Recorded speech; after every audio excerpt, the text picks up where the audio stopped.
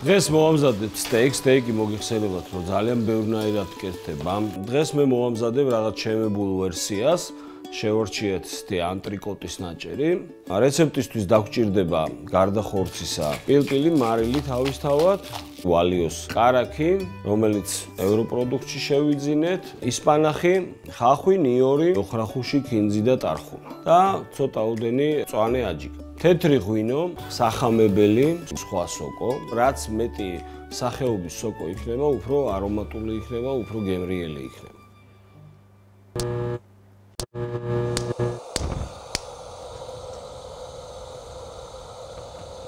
მაშასე გადავიდეთ მომზადების ნაწილზე. რა თქმა უნდა, ვიწყებ ხორცის შეწვიდან. სტეიკში მომზადებისას მთავარი არის არაჩვეულებრივი ხორცი. ხორცს აქვს ძალიან დიდი მნიშვნელობა. ანუ სასტეიკე ხორცები ყველა არ შეიძლება გამოიყენო, იმიტომ რომ ნახეთ თითი უნდა ჩადიოდეს, ის იმდენად რბილი უნდა იყოს, ნაზი უნდა იყოს და საქართველოში საწუხაროდ ესეთი არ გვაქვს, თუმცა გამოჩნდა ბაზარზე ეს არაჩვეულებრივი კომპანია ბლაუნშტაინი, რომელმაც დაიწყო კარგი საქონლის გაზრდა, ხორცის დაძველება და არაჩვეულებრივ პროდუქტს თავასობს, რომელიც ძალიან გემრიელია და ძალიან ნაზი და რბილი ხორცია. სანამ ღუმელში მოვათავსებთ ამ ჩვენს ნაჭერს, აუცილებელია რომ კარგად იყოს შემწვარი გარედან, იმიტომ რომ მარილთან ერთად გარს იკეთებს და ანუ შიგნით რჩება ეს მთელი არომატები, წვენი და ასე შემდეგ, რომელიც გარეთ არ გამოდის და არ შრება ამ შემთხვევაში. ამიტომ ტაფა გავაცხელოთ ძალიან კარგად, კარაქი და ზეთი და დავდოთ ეს ჩვენი არაჩვეულებრივი ნაჭერი, ხორცის ანტრიკოტი.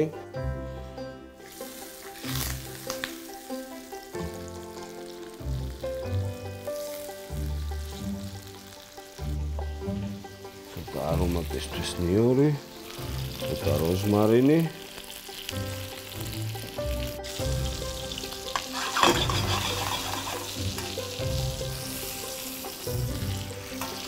შევწვათ ორივე მხარეს დაახლოებით 2 წუთი და როდესაც კარგ გარს მივიღებთ, აუცილებლად 200 გრადუსზე დაახლოებით 10 წუთი გავუშვათ ღუმელში.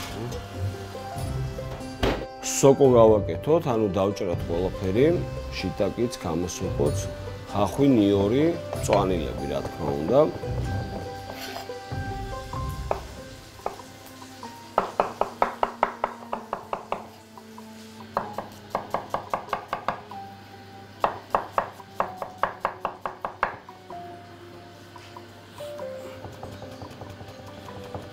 პირველი, როგორც ყოველთვის ვიწყებთ ნიურის და ხახვის მოთუშვით.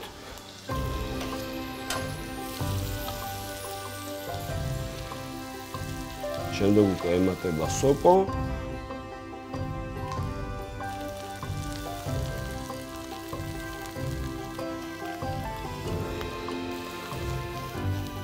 ბოლოს უკვე, როდესაც სოკო კარგ კონდენციამდე მივა, შემდეგ უკვე დავუმატებ მწვანილებს, მარილს, პილპილს და დასრულებულია ამით ჩვენი გარნირი.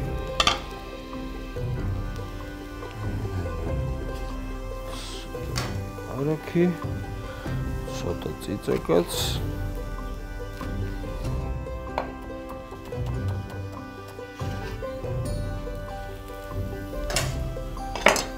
სანამ სტეიკი იწება, გარნირიც მზად გვაქვს.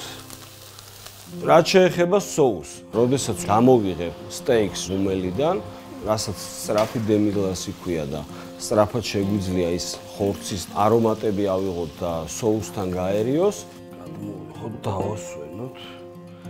ეს მთელი წვენი თავის ადგილს დაუბრუნდეს. ტაფის ნამწვავზე ცოტა ოდენი დავასხათ წყალი, რომ ბულიონივით გაკეთდეს, ღვინო ცოტა, რომ არომატი უფრო გაუძლიეროს.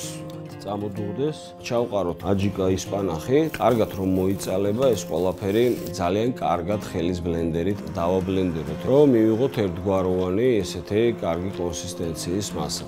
შეგვიძლია გადავწუროთ, იმიტომ რომ რაღაც პატარ-პატარა მწვანილების ფრაგმენტები რო არ გაყვეს და იყოს ერთგვაროვანი და შემდეგ უკვე დავიწყოთ ამ соуსის დასრულება. გაგვიმარჯოს.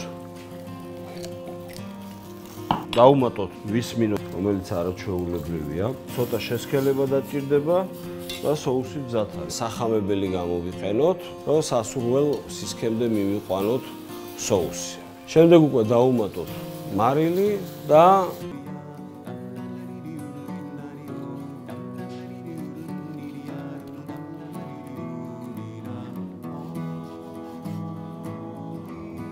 ასე რომ თუ მოგწონთ ჩვენი ვიდეოები, ჩვენი რეცეპტები, გამოგვიწერეთ, დაგვასაბსქრაიბეთ და მე ერთად გემრიელად მივირთვით.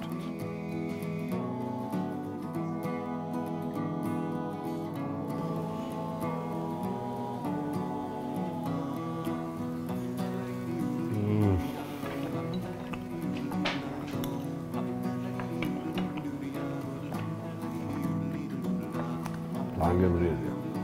Oyunuz karnı tut. Sağ ol.